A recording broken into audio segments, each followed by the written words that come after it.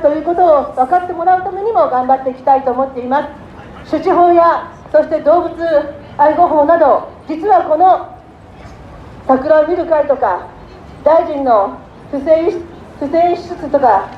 そして IR 法のこの逮捕のこととか、そういうことに隠れて本当に私たちの身近な周りの市民生活を直撃するようなことがどんどんと裏では決まっていってるんです。一刻も早く正しい国会に戻してほしいと思っています。ということで今日は岡山から駆けつけてまいりました。東京寒いなと思ったらとってもいい天気で、脱いだろうかなというふうに思っておりますが、そして、今日はですね、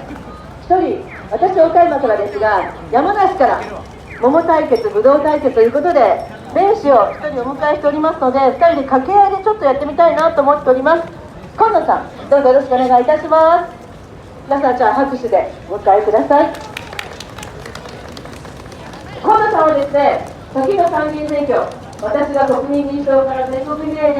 出馬をいたしまして、惜しくもといいますか堂々と負けましたけれども、その参議院選挙、山梨県は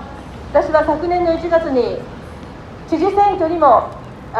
同期の米長さんの応援に入りましたが、本当に保守王国です。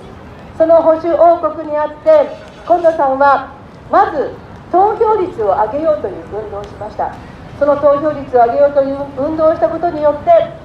素晴らしい結果が出ました。まずその投票率を上げる運動について少しお聞きしたいと思うんですけれども。はい、ありがとうございます。小田急前を歩いていらっしゃる皆さん、こんにちは。山梨からやってまいりました。昨年の7月の参院選でですね、山梨県は自民党が勝ったんですが、唯一全滅状態の中で北杜市という市だけが、野党共闘が勝ったんですね。奇跡が起きたということでございますけれども、その手法はですね、街宣車を